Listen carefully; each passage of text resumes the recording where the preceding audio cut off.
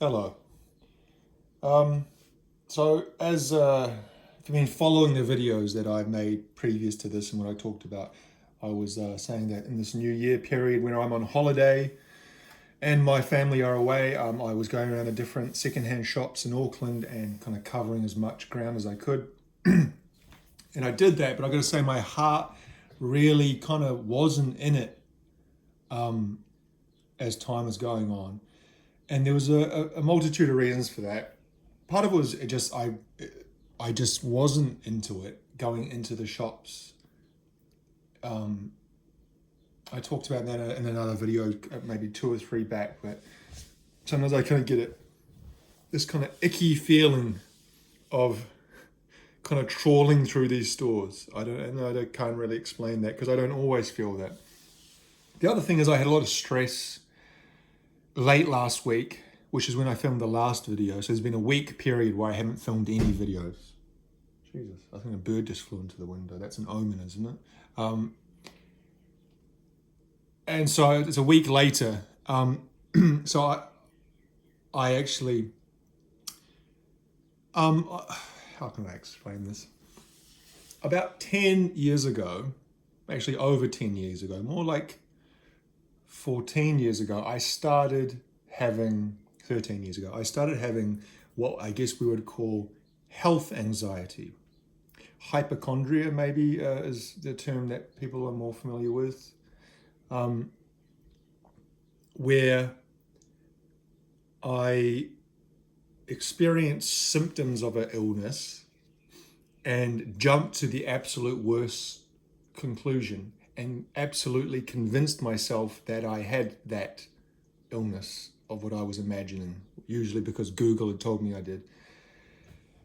And that started slowly and kind of wound itself up that by about 2014, 2015, I'd say those are the two worst years. And it kind of abated a little bit into 2016, 17, and then kind of I made several lifestyle changes where I became healthier. Not that I wasn't healthy before that at the beginning, but regardless, by 2020, I had kind of got a lot better and I didn't really suffer in the same way. But I can say that when it was bad, it was absolutely debilitating, where every waking moment was consumed with dread and anxiety of these illnesses that I thought I had. And I know that sounds crazy. Often they weren't completely imagined. I would have a symptom, like I'd have like an inflamed, swollen lymph node that wouldn't go down. And you know, that happens when you get sick sometimes, or you have another kind of infection. Sometimes it takes a while. But I would assume, well, I've got lymphoma, or I've got leukemia, or I'd have a mole on my skin. And in New Zealand, we have a problem with skin cancer because the sun here is so strong, the ultraviolet rays. And I would assume, well, this mole, it's changed. And these moles did look not normal. But a normal person would probably say, well, that's a little bit not normal. I'll get that checked out when I can. And if the doctor says it's okay, then it's okay. But the thing is, a doctor would tell me it's okay, and then I wouldn't believe them. I'd say, well, they don't really know. They didn't check more thoroughly enough. I'd have multiple tests done, scans and blood tests and ultrasounds and MRIs of different things. And I know this sounds batshit insane.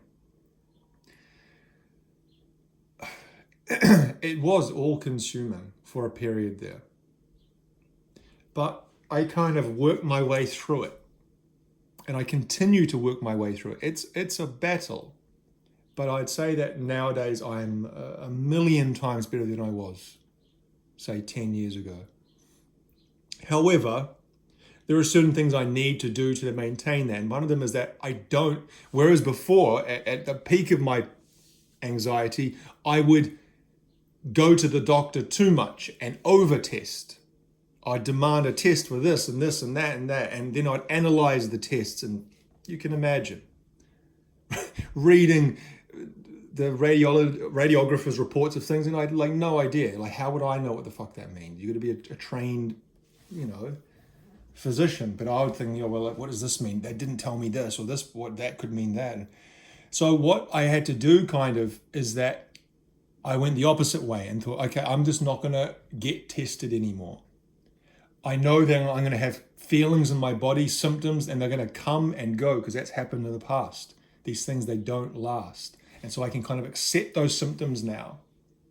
I kind of don't freak out about them, but I do. If I go to the doctor and start testing things, then that's going to lead me down the garden path again. So I kind of avoid that. However, in my work, I need to get medical test checks done because I'm in a safety critical role, and they need to know that I'm healthy in case I drop dead on the job, and that could lead to bigger problems for other people. And so I have to get certain medical tests done from time to time. And so at the beginning of this week, I had to get a blood test done. Just a run-of-the-mill general blood test, things like liver, kidneys, blood sugar, white, red blood cell count, thyroid function. I guess the most general kind of blood test you can get done, but very thorough. Cholesterol, all that kind of stuff. I knew it was probably going to be okay because I'm a pretty healthy person. I go to the gym 6 days a week. When I walk as much as possible in my daily life. If there's, whereas other people would in my job, other people would take kind of these work shuttles to get around. I'll kind of just walk if it's a relatively short distance. I eat relatively healthy. I'm a healthy weight. I barely drink alcohol at all, like barely. Don't smoke, never smoked. Don't take any illicit substances. And also my family, my family health genetics are fair. There are issues like every person has in their family, but fairly strong. No history of heart disease and of other kind of things. So there's not really any reason for me to imagine that I would have bad results. And I kind of already knew that the results would be fine. Maybe there would be some things that were a little bit elevated because I'm getting on. Maybe, cholesterol starts going up, blood pressure starts going up. That's kind of part of aging. Nonetheless, I kind of had this background anxiety for about the week leading up to the blood test. Not intense anxiety. I could sleep okay. I could pretty much eat okay, but it was always there. It's like this background hum. It's always in the back of your mind.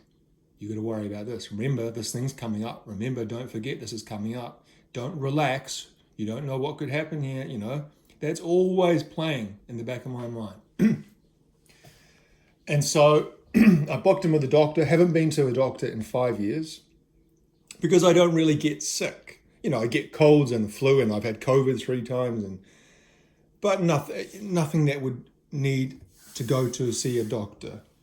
Touch wood. And so I went and saw my doctor. He was fine. He was like, he wasn't freaking out. Where have you been? He was just kind of like, well, I'm glad to see you. This is the kind of age you should start kind of getting checked out. Took my blood pressure. Fine, perfect. And it kind of after that, as soon as you took my blood pressure, it was actually lower than it was 5 years ago. I kind of just like breathe. It kind of like, okay, there was nothing to worry about. Did some other tests. Took the blood test after that. The results came through in about 2 or 3 hours. Everything, ding, ding, ding, fine. And this weird thing happens for me with health anxiety. And it happened in the past as well. And leading up to the test or the diagnosis or whatever the thing is that you're worrying about, you're kind of on edge and you're thinking about it and you're kind of fretting and freaking out about it. Like I said, nowadays less than in the past, but still. And then you get the result and everything's fine. And you're like, oh, you breathe out, everything's fine. Thank God, no problem, nothing to worry about. But your body takes a while to get the message. Your brain understands it intellectually, but your nervous system is so keyed up, the stress and the hormone, whatever the things that are associated with that flowing through your blood, that it takes a while for that to kind of catch up. And so even though everything was fine, 2 or 3 days after, I had really shit sleeps, and I just couldn't completely relax, because it's like it peaks up, like the line goes up and it kind of gets to the top, and then it takes a while to come back down to baseline. And it's like kind of yesterday and today I felt a bit normal. Another thing is that my brother is in town. My brother, who I haven't seen for 7 years, and he's my older brother. And I'm getting a bit emotional trying to say this. I feel I'm going to like burst into tears, but it's like I'm so happy to see him. So more than I knew I was. Like I didn't know how much I missed him, and so it's been really, really, really nice spending time with him, and seeing my parents spending time with him, and that brings about other emotions and things like, I don't know. And so all that stuff together, the health thing at the beginning of the week, and then he arrived on Tuesday, and then it's just, it's been a bizarre week. And then on top of that, my wife and my son are away in another country, and so I'm not with them, and they're kind of my emotional balance in my life, and they're not here, so I don't have that other side to kind of keep me balanced. And so it's been a weird week. Kind of one of the weirdest weeks I've had in a long time, and with like for no reason, no negative thing, or all positive things, but still kind of throws you off kilter. But anyway, today was the first day in a week of my supposed kind of couple of week process where I was going to go around with these shops where I actually looked at some CDs. But I just went to one shop, this shop, which I've talked about so many times on this channel. Oops, I'll bring the camera up.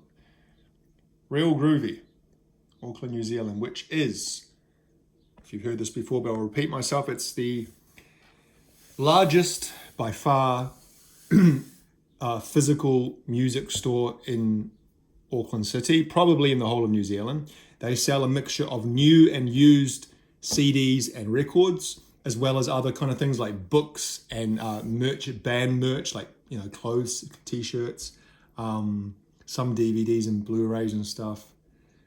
And they have a range of prices. They have some kind of very cheap things, kind of down to $1 at the cheapest, and then kind of gradually go up. The pricing sometimes can be a little bit haphazard and difficult to understand, but you can usually find a few things there that are decent. And so it proved today. I got 3 CDs, nothing super amazing, but all things that obviously I kind of wanted. So let's have a look. These are all secondhand, and these were either $2 or, what was the price? Was it $7? So it must have been $3 and $2. This first one here, Luscious Jackson, Fever In, Fever Out.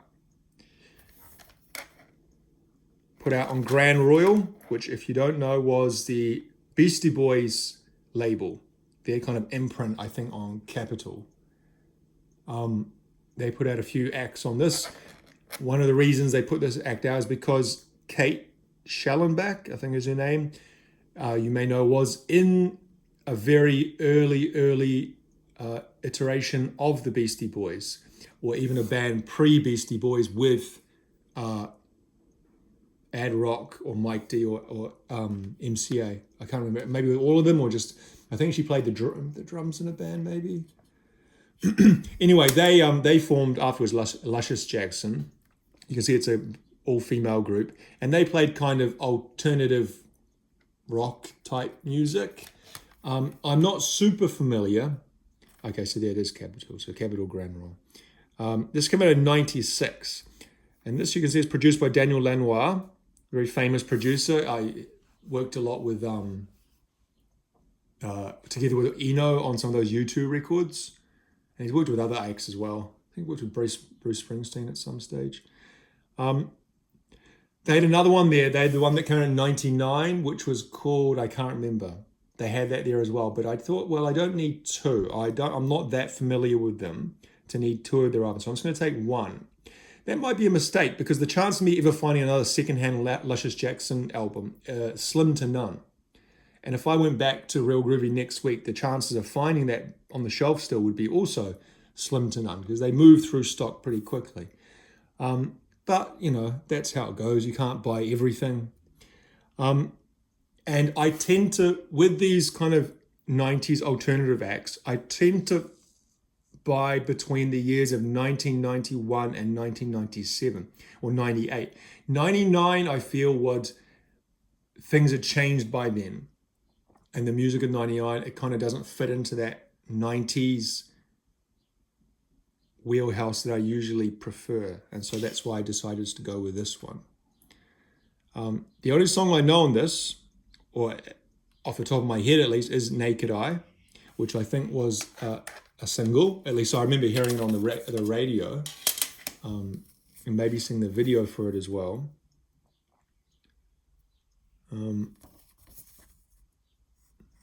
There's the band in the recording process.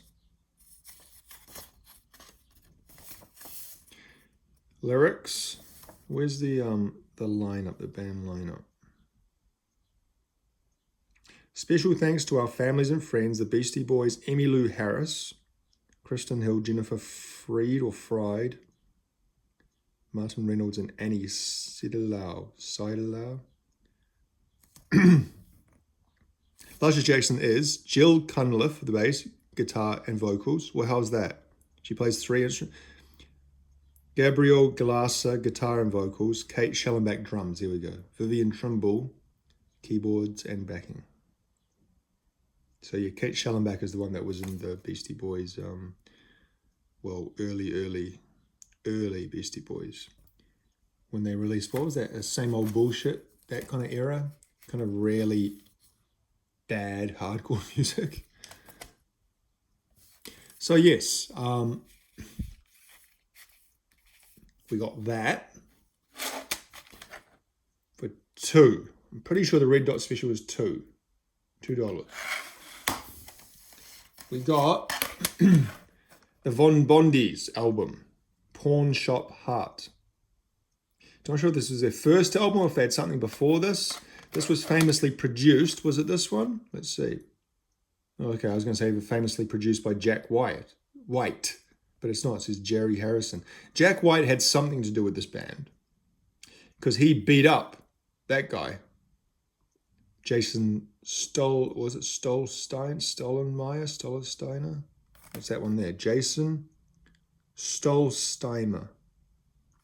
He punched him in the face because he had been talking bad about him or something, but Jack White previously had helped them out, had produced something, or maybe got them a record contract, or I think they're from Detroit as well.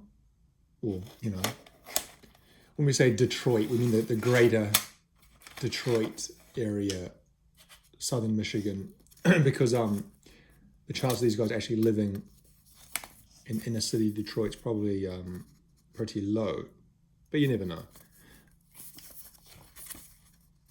So I quite like the songs I heard from this back 20, however many years ago it came out, that they used to get played around on the TV and on the 2004 on Sire Records, so 21 years ago. God, it's crazy, 21 years ago.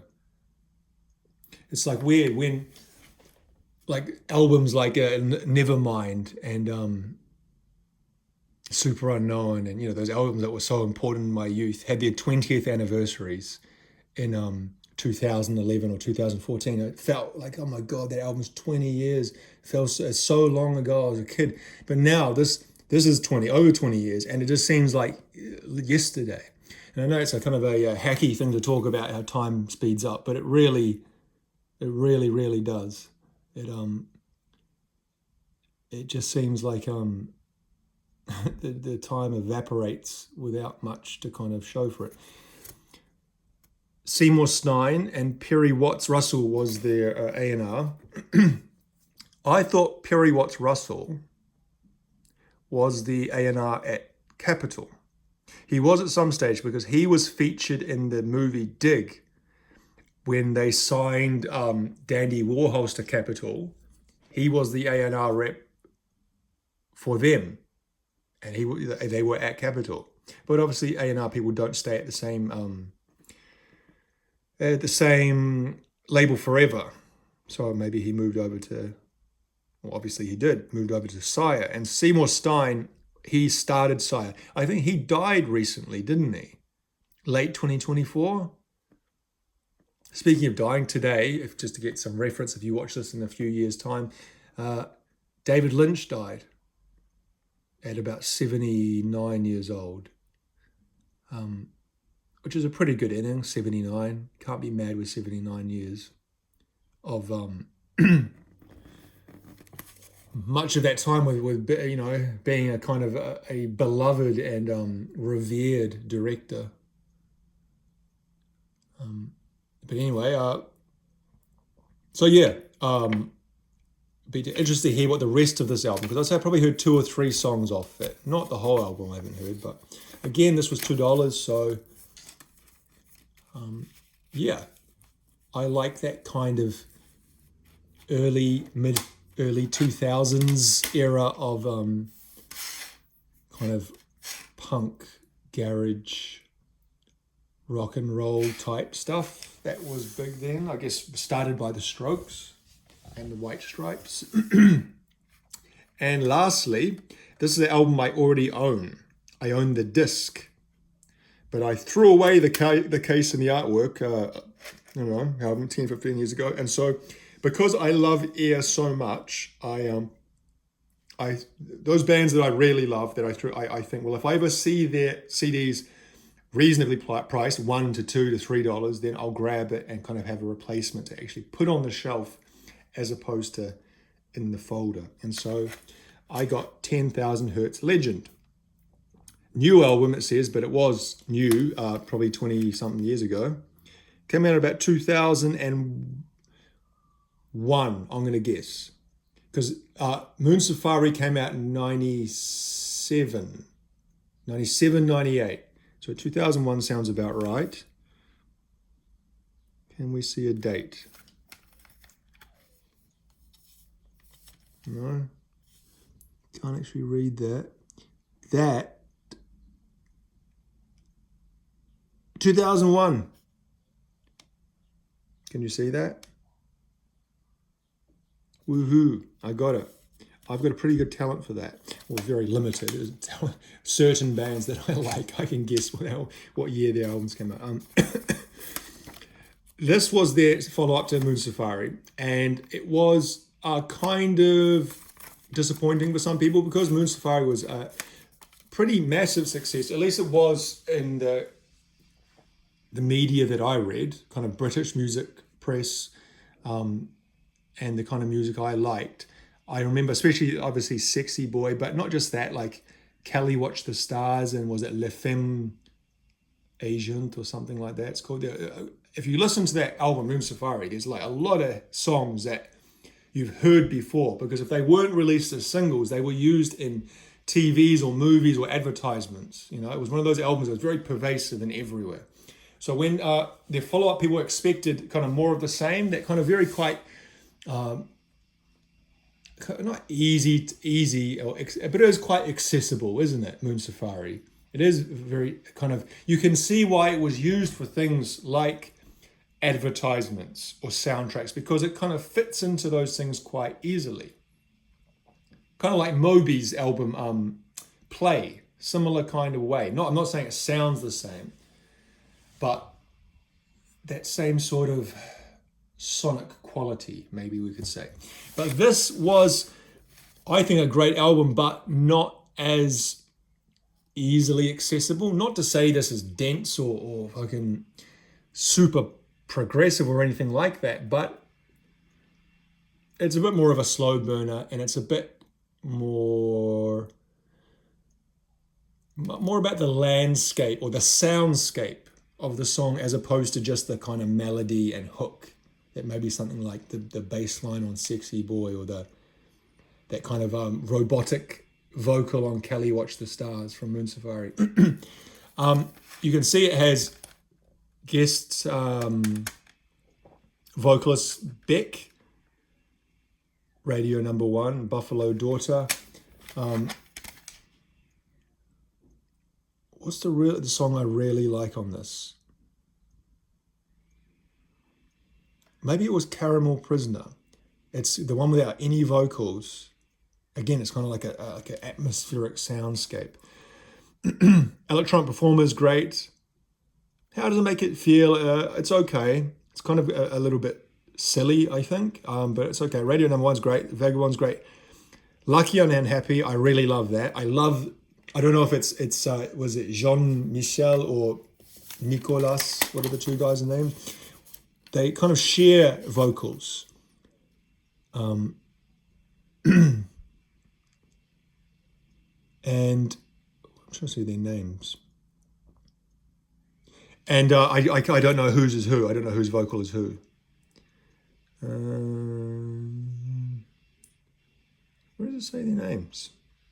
Dunkel and Godin. That's their surnames. But what's their... Is it Jean Benoit, maybe, and Nicolas? Jean Benoit Dunkel and Nicolas Godin, or maybe the other way around. I don't know. Anyway, I love the vocals on Lucky and Unhappy. Lucky and Unhappy. People in the City, great as well. Don't Be Like... It's a... As much in my mind, it's not as strong as Pocket Symphony and Talkie Walkie or Moon Safari. It actually is. When you listen to it, you kind of forget how good it is. They made a really great run of albums there. Moon Safari, the Virgin Suicide soundtrack, this, Talkie Walkie, and Pocket Symphony. I think that run of albums is kind of like perfection.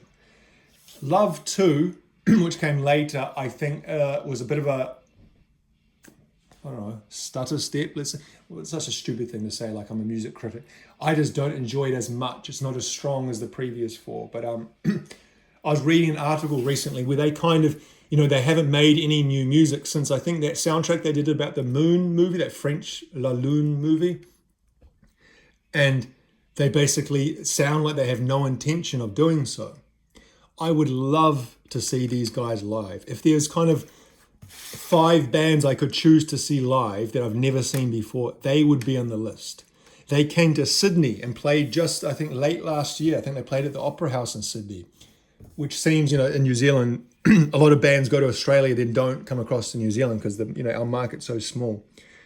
And a lot of times bands go to Australia. I think, I would love to spend, a few $100, fly over, you have to get a hotels and see this artist play. And yeah, certainly. But I think the concert sold out so quick anyway, so it wasn't really a possibility. So yeah, that's a green dot. So that would have been $3. Well, maybe maybe the red dot's $3 and that's $2. I can't remember. They were either $3 or $2. I can't remember if it was 2 and 3 or 3 and 2, but regardless. Those are the 3 albums I got from Real Groovy Records, all secondhand. I've said before, one of the good things, and you do pay a little bit more at Real Groovy Records, whereas these may be 50 cents or $1 in a charity shop. The quality of the jewel case and the disc itself is usually guaranteed to be a bit better at Real Groovy. They don't just sell anything. If the jewel case is damaged, they'll replace the case. If the booklet's completely fucked, they won't sell it. If the disc is kind of unplayable or scratched to holy hell, they won't sell it. So you can be guaranteed of at least a modicum of quality buying there. So there we go. I'll upload this and it'll seem like it's a kind of continuation of the city hunt, but it has actually been a week gap. But I might continue next week, not as extensively as I originally planned, because I don't, like I said, I don't have that drive to do so. Maybe it will return. It's not a drive, it's not like I'm lacking a drive to buy the CDs. That's not it. Maybe it's that a little bit, but only a little bit. But it's more of the trawling through the shops, going to the shops which are crowded with people and seeing the same CDs that you see in every place. And 99% of the time, there's nothing there. And it kind of, I don't know, I just almost had enough of it, if you know what I mean. Doesn't mean I want to stop collecting or I'm going to stop collecting or anything. It's just more like, I kind of alluded to this last year. I was saying that I was much more enjoying buying more selectively off the Facebook trading pages, because, you know, it's people aren't just uploading hundreds of shit there. They're putting up 10 things that they think will sell. And so the quality is a little bit, or not even a little, it's much higher than you'd find in the charity shop. So yeah. Anyway, we'll leave it there. Thank you for watching.